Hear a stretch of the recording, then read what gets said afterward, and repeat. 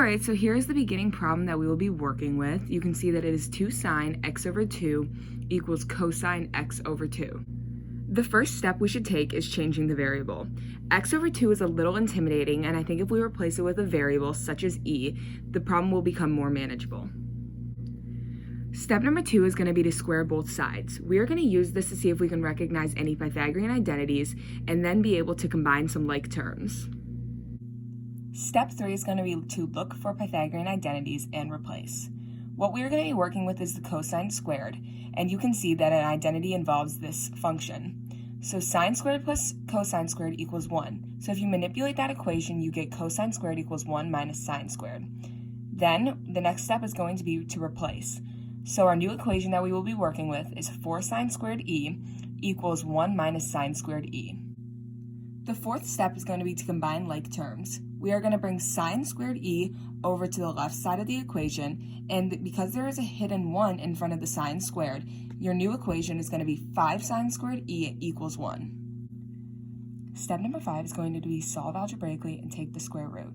So after we divide 5 on both sides, we get sine squared e is equal to 1 over 5. Our final endgame is to get e alone, so we need to square root both sides of the equation. Now we get sine e equals the square root of 1/5.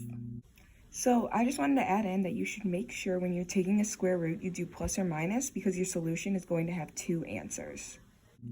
Step number 6 is going to be get rid of sine. To do this, we have to use the inverse because that is the only thing you can use to get rid of sine and get e alone. So we are going to take the inverse of sine on both sides of the equation. As you can see, the answer is not going to be on our unit circle, so we need to plug this into our calculator. So then your answer to that is going to be e equals 0.4636 and negative 0.4636. So step number 7 is going to be to switch e back to x over 2 and solve. So as you can see, x is now equal to 0.9273, and also x is equal to negative 0.9273. Step number 8 is going to be to write generally. Since this problem gave us no restrictions, we are going to need to add in plus 2 pi n because the period for sine and cosine is 2 pi.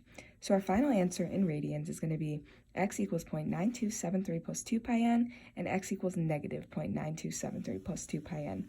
Thank you, and I hope this helped.